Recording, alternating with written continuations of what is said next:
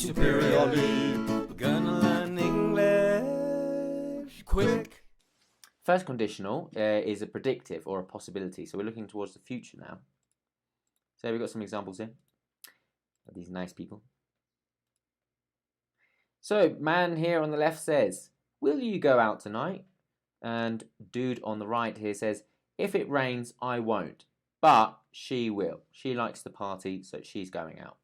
But if it rains, I won't go. So here's this idea of the condition, if it rains, and here's this possibility, prediction, I won't go. So you could say I might not go as well, and that would be equally valid, just as much as it is I won't go. It's fine, both are the same. So let's have a look here, some more examples. If I see him, I'll tell him about the event, or if it should stop, I'll go. So if plus the present simple plus the future simple with will tell, will go.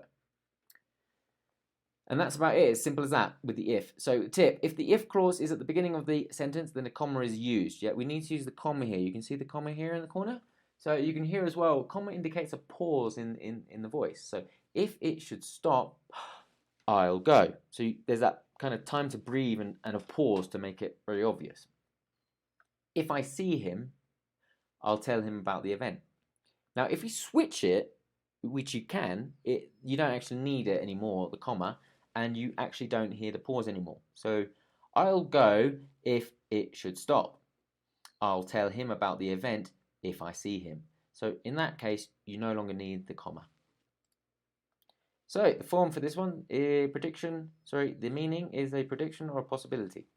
If I see him, if this happens, if that happens, I'll do this or I won't do that. Learning English superiorly. We're gonna learn English quick.